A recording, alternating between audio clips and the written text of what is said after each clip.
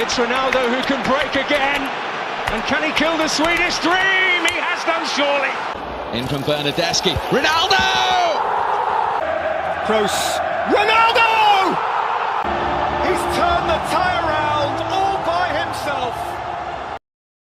Cristiano Ronaldo is the perfect example of football domination. With 5 Ballon d'Ors, 5 Champions Leagues, 4 Golden Shoes, and over 900 goals to his name, his legacy is undeniable. But to build such a legacy, he had to leave a trail of victims behind. From Diego Simeone's Atletico Madrid to Bayern Munich, and even legends like Zlatan, Ronaldo made sure no one stood in his way. And no better place to start than with his first victim. When Ronaldo joined Manchester United in the summer of 2003, he was a young and talented winger, but his new teammates never liked him at first.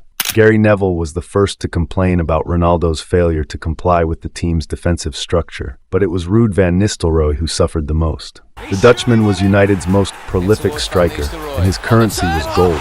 Just pass the ball to him, and he'd score. He went from Beckham's fast and pinpoint crosses to Ronaldo, who preferred to first dribble, then pass later, making his numbers take a huge hit. Ronaldo's flashy style of play and his desire to take over games often clashed with Van Nistelrooy's more traditional approach. From scoring 44 goals in the 02-03 season and winning the league, to averaging just above 20 goals for the next 3 seasons, their relationship got very complicated during a training session in the 05-06 season, and only got worse from there on, to the point where Ferguson had to intervene and sell Van Nistelrooy to help Ronaldo focus on his development, as he knew the kid he'd signed would lead the team far better than Van Nistelrooy and become the best player in the world. But none of that compares to what he did to Zlatan. You see, Zlatan had always wanted to lead his country to greatness, and qualifying for the 2014 World Cup was just one step closer to achieving his dream until he locked horns with Ronaldo in the World Cup playoffs, and it became a duel between the two superstars.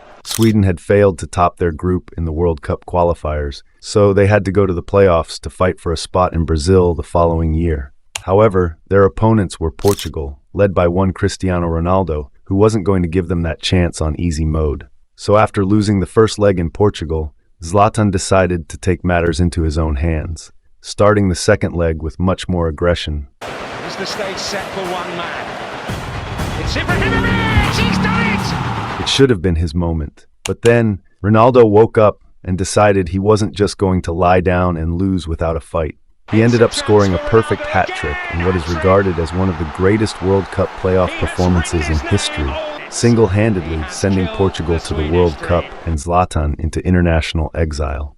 Zlatan may not admit it, but that was the night he became a victim of brute performance by the Portuguese superstar. And the worst part is that the humiliation didn't just stop there. When Zlatan mocked Ronaldo and downplayed his goal tally, praising ending the year with 61 goals, more than both him and Messi. And speaking of goals, Cristiano Ronaldo has owned this man from head to toe, and it's safe to say he is Atletico Madrid's daddy. Not this man, but him. I don't think I've ever seen a player terrorize a football club the way Ronaldo has done to Atletico Madrid throughout his entire career. They must have felt enormous joy when he left Madrid for Juventus. But even then, the pain didn't stop. And put Juve in front. Is it ever in doubt? He has scored 25 goals against them, 22 in the Madrid derbies, and slotted past them more hat tricks than any other player in history. But it's not just the number of goals, it's the timing of them that makes Ronaldo so devastating. He didn't just do it in the league alone, he also had to torment them in the Champions League. In the 2014 Champions League final, Atletico was seconds away from their first ever title, but Ronaldo put them to sleep after burying his penalty to seal Madrid's victory. That alone wasn't painful enough. In the 2016 final, he scored the decisive penalty in the shootout to break their hearts once again. And in the 2017 semifinals, Ronaldo scored a hat-trick in the first leg to all but end Atletico's hopes of reaching the final. And just when they thought they were free, in 2019, while playing for Juventus, he again single-handedly knocked Atletico out with another hat-trick. By now, I bet Diego Simeone would have won at least 2 or 3 Champions Leagues if it wasn't for Ronaldo. They must have felt cursed, knowing that no matter what they did, no matter how well they played, Ronaldo would always be there to end their dreams. And that's the thing about Ronaldo. He wasn't just victimizing individual players, he also dominated entire clubs. For years, Barcelona had La Liga in their control. They had their golden era with Xavi, Iniesta, and Messi dominating Spain and Europe, winning 2 Champions Leagues and 3 La Liga titles in the span of 4 years, while dominating all the cup competitions and Madrid in the El Clásicos until Ronaldo arrived in Spain and shifted the tide back in Madrid's favor. During his 9 years at Real Madrid, Ronaldo won 2 La Liga titles and 4 Champions League trophies, often at Barcelona's expense. It started with the Copa del Rey final loss, courtesy of Ronaldo's header in extra time, followed by a league loss in the 11-12 season. And who can forget his calma celebration at the Camp Nou in 2012, where he silenced the crowd after a sublime finish past Victor Valdez. 20 goals against them is enough to tell you just how much they feared facing this man. In 2017, he added insult to injury with another stunning performance in the Super Cup, toying with Piqué before scoring a screamer past Ter Stegen and recreating Messi's iconic celebration in front of the Barca fans. Barcelona was supposed to be untouchable during the 2010s, but Ronaldo didn't care about legacies. He ended them. If there's another great club that has suffered its fair share of Ronaldo's wrath, it's gotta be Bayern Munich. Ronaldo's record against Bayern is scary. 9 goals in just 7 Champions League matches against the German giants. In 2014, Bayern was the defending champion and looked like the favorite to win it again. Then came the semi-final against Real Madrid, where Ronaldo put 2 past Neuer in the second leg.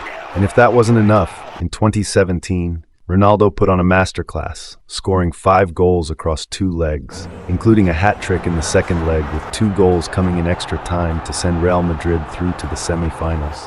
Bayern's players were left stunned, and their fans were left heartbroken. Ronaldo's ability to rise to the occasion in the biggest moments made him a constant thorn in Bayern's side. But if there's one club that truly wished Ronaldo never existed, it's Sevilla, a club that has consistently been one of the best in Spain but has also been a constant victim of Cristiano's brilliance. He has scored more goals against Sevilla than any other team in his career. In just 18 matchups against them, he's managed a whopping 27 goals. This wasn't normal, it was complete humiliation. Hat tricks, free kicks, solo goals, you name it, he did it to Sevilla. For Sevilla, Ronaldo has been a constant source of pain. No discussion of Ronaldo's victims would be complete without mentioning Lionel Messi.